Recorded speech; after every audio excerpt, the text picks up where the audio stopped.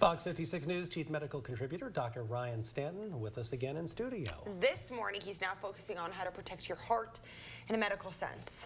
Yeah, absolutely. And this is just a common, nice little bread and butter story that we have here. One of the medical topics that impacts most people out there at some time during their lives. And so heart disease still remains the leading cause of death worldwide, claiming millions of lives every single year. But did you know that up to 80% of heart disease is actually preventable?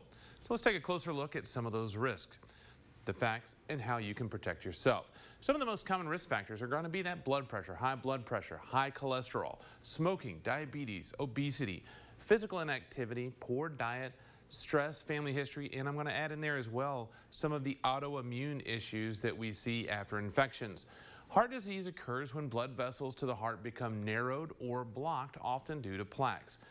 This can lead to a heart attack, heart failure, or arrhythmias. Complications can be acute or chronic. The good news is the lifestyle changes can significantly reduce these risks. Some of the easiest things to do are eating a heart-healthy diet rich in fruits, vegetables, whole grains, cutting out a lot of the processed and ultra-processed foods. Exercise at least 150 minutes a week, and that's not vigorous exercise. That's really just activity. Quit smoking, limit the alcohol, and manage that stress. Regular checkups can catch the warning signs early and get that intervention, knowing your numbers, including the blood pressure, cholesterol, and blood sugars. Don't wait until it's too late and you get symptomatic. Make these changes now to help improve your heart health, decrease that heart risk, and actually help you live longer, happier, healthier life. Is there such a thing as too much exercise?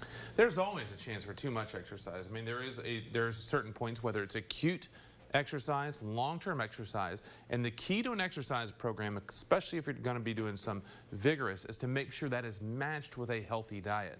Many times people will hit the exercise really hard, not take in the appropriate amount of calories and nutrients, and end up with actually further injuries and not recovering very well.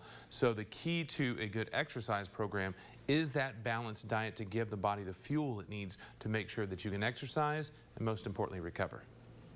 Next time you got to do a study or something, or a hit on keeping motivation to continue the exercise and the healthy eating, because I'll eat a salad followed by a chocolate bar all the time. As long as it's dark chocolate. If it's dark chocolate, you're okay.